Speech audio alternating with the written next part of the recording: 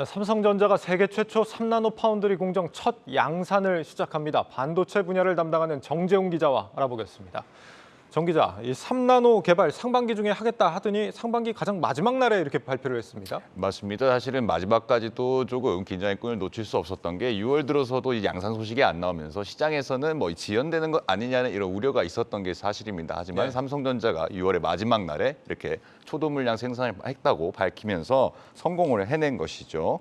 3나노 기술이 이제 첫 적용된 제품은 이제 고성능 컴퓨팅용 시스템 반도체였습니다. 삼성전자는 앞으로 3나노 공정을 이용해서 모바일 SoC, 그러니까 시스템 온 칩 등을 또 적용 범위를 확대해 나가겠다고 밝힌 상태입니다.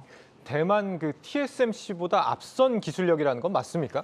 일단은 기술력에서는 이 나노미터 공정에서는 앞선 것이 사실입니다. 네. 준비된 그래프를 한번 보면서 설명을 드리면 좋을 것 같은데요. 삼성전자와 보시는 것처럼 삼성전자와 TSMC의 지금 나노미터 공정 기술 경쟁이 계속되고 있는데 2016년에 이제 10나노 공정까지는 좀 비슷한 수준을 가다가 7나노 정도에서 사실 삼성전자가 한번 삐걱거린 적이 있습니다. 네. 그러면서 이제 조금 기술력에서 밀리다가 4나노에서 삼성전자가 수율 문제를 조금 겪으면서 사실 그때 고객사들이 많이 이탈하기도 했거든요. 네. 근데 이번에 기술력에서 3나노 공정을 TSMC보다 먼저 양산을 시작하면서 어떤 나노미터 공정에서는 앞섰다라고 이렇게 평가를 할 수 있을 것 같습니다. 그래서 점유율 격차도 원래 2019년 1분기까지는 30%포인트 안쪽으로 좁혀진 적도 있었는데 사실 수율 문제를 겪으면서 좀 그 격차가 최근 들어서 더 벌어진 상태거든요. 그렇기 때문에 지금 삼성전자 입장에서는 사실 기술이라도 하나 제대로 된 게 있어야 하는 형편인데 3나노 기술은 그런 의미에서 조금 의미가 크다고 볼 수 있겠습니다. 그렇군요. 지금 나노미터 공정이라는 게 초미세 공정이니까 숫자가 점점 낮아질수록 기술력이 좋다 이런 의미인데 이전 기술에 비해서는 얼만큼 좋아졌다라고 봐야 되는 거예요? 이제 오늘 삼성전자가 자료를 통해서 이제 비교한 기술은 5나노 핀팻 공정입니다. 네. 그래서 5나노 핀팻 공정에 비해서 이제 작은 면적, 반도체를 좀 더 작게 만들 수 있고 전력 효율을 높이면서 성능까지 좋아지게 만들었다라고 이렇게 밝히고 있습니다. 반도체 공정을 잠깐 설명드리면요. 지난달 바이든 미국 대통령이 방한했을 때 3나노 웨이퍼에 서명을 한 거도 기억하실 것입니다. 그렇죠. 이제 실리콘 판을 이제 웨이퍼라고 부르는데 공정 난이도가 높을수록 즉 나노 공정의 숫자가 작을수록 한 웨이퍼에 더 많은 반도체를 만들 수 있습니다. 파운더리 업체 입장에서는 공정 기술이 좋으면 더 많은 이익을 남기는 거죠.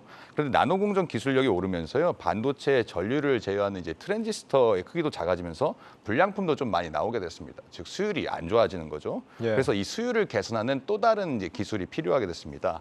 삼성은 이번 3나노에 기존 핀팻 공정이 아닌 GAE 공정을 적용했습니다. 게이트 올 어라운드라는 기술인데 핀팻은 트랜지스터에서 전류의 흐름을 제어하는 게이트와 전류가 흐르는 것을 이렇게 맞닿는 그 채널이라고 하는데 이 맞닿는 면이 세 곳밖에 안 됩니다. 근데 이제 GAA는 네 곳으로 늘어나면서 전력 효율이, 그러니까 전력 누설이 적어지면서 전력 효율이 높아졌다라고 이제 분석을 할 수 있습니다. 네. 삼성전자의 3나노 GAA 공정이 5나노 핀팻 대비해서 45%의 전력 절감 효과가 있다고 밝히고 있는데요.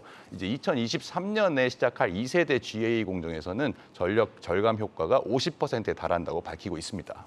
네, 지금 이렇게 개발된 최신 공정을 어느 고객사에다 이제 공급을 할 거다. 여기에 대해서는 비공개라고 이야기가 나오고 있다라고 하는데 여전히 이런 상황에서도 지금 애플 같은 경우에 M2 자체 칩인가요?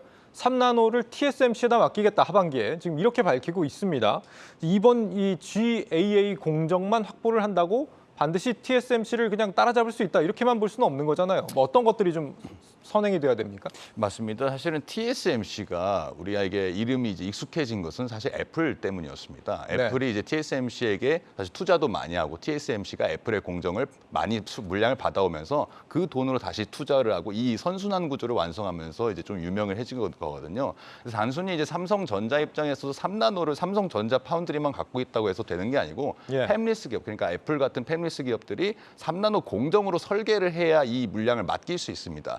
사실 지금 시장 상황에서 파운드리 업체가 사실 세계적으로 7나노 이하를 만들 수 있는 곳이 삼성과 TSMC 두 곳밖에 없는데 그렇기 때문에 어떻게 보면 좀 주객이 전도가 돼서 팹리스보다 파운드리가 좀 더 이제 갑의 위치에서는 그런 상황이 된 거거든요. 사실 그래서 다시 원래대로 돌아가면 이 결과적으로 고객사, 주요 고객사를 어디로 확보하느냐, 그리고 그 기반 시설, 그리고 기반의 어떤 환경을 어떻게 조성하느냐에 따라서 이 삼성전자의 파운드리, 3나노 파운드리의 어떤 명운이 걸려 있다고 볼 수 있겠습니다. 네, 알겠습니다. 반도체 분야를 담당하는 산업부 정재용 기자였습니다.